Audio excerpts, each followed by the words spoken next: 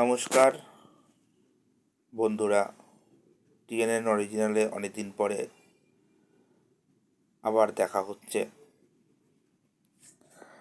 তা টিএনএন অরিজিনালে যেটা বলতে চাইছি, আজকের দিনে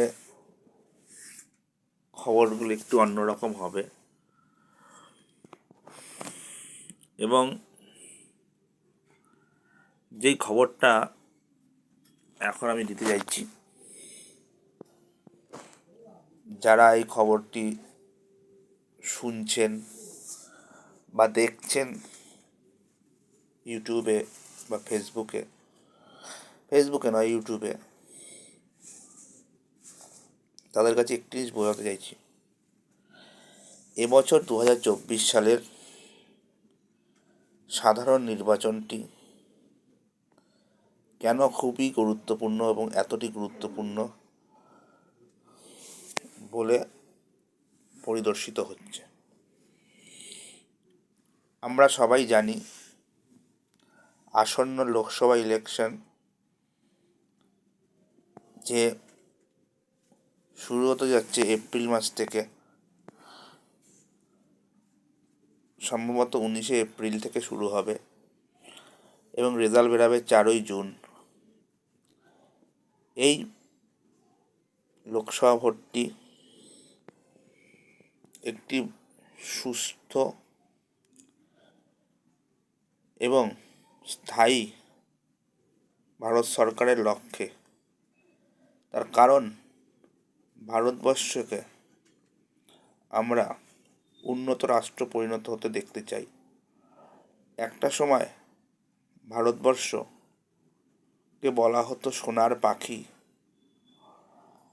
আবার ভবিষ্যতে ভারতবর্ষ সোনার পাখি হতেই যাচ্ছে। এক সময় যে ভারতবর্ষ বিশ্বের জিডিপির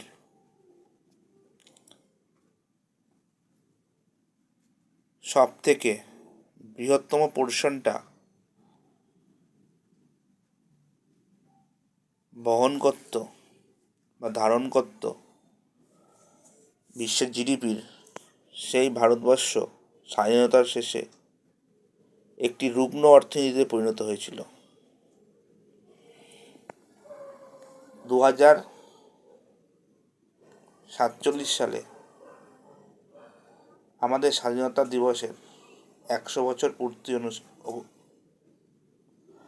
পূর্তি হিসাবে আমাদের যশস্বী প্রধানমন্ত্রী শ্রী নরেন্দ্র দামোদর দাস মোদী ভারতবর্ষকে উন্নত রাষ্ট্রের শ্রেণীতে বা ডেভেলপড কান্ট্রির শ্রেণীতে দেখতে চাইছে। তার জন্য ভারতবর্ষে প্রচুর পরিমাণে ডেভেলপমেন্ট দরকার। সেই ডেভেলপমেন্টটা হয়তো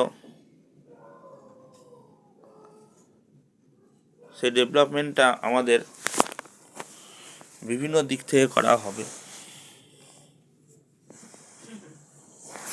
সেটা হচ্ছে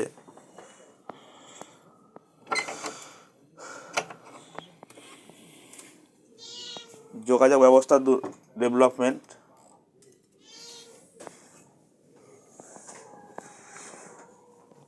প্রশাসন ব্যবস্থা ডেভেলপমেন্ট, আইন ব্যবস্থার ডেভেলপমেন্ট, শাসন ব্যবস্থার ডেভেলপমেন্ট, শিক্ষা ব্যবস্থার ডেভেলপমেন্ট, যার জন্য সংখ্যাগরিষ্ঠ ভারত সরকারের খুবই গুরুত্ব আমাদের ভারতবর্ষে রয়েছে। এত বছর ধরে যে সরকারগুলি গঠিত হয়েছিল, ম্যাক্সিমামই একটি নির্দিষ্ট শ্রেণীর মানুষকে ব্ল্যাকমেলিং করে তৈরি করা হয়েছিল।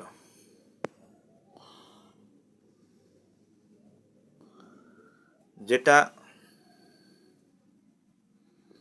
খুবই ভয়ানক আকার ধারণ করেছে।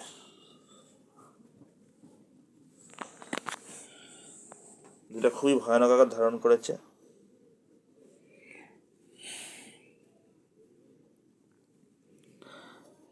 এবং এই ধরনের সিস্টেমের ফলে ভারতবর্ষে অনেক কিছু পিছিয়ে গেছে। কারণ গত ম্যাক্সিমাম সময় মিলিজুলি সরকার হতো। মিলিজুলি সরকারের ফলে দলের স্বার্থকে দেশের স্বার্থের বিরুদ্ধে দেখার ফলে ভারতবর্ষ অনেক পিছিয়ে আছে।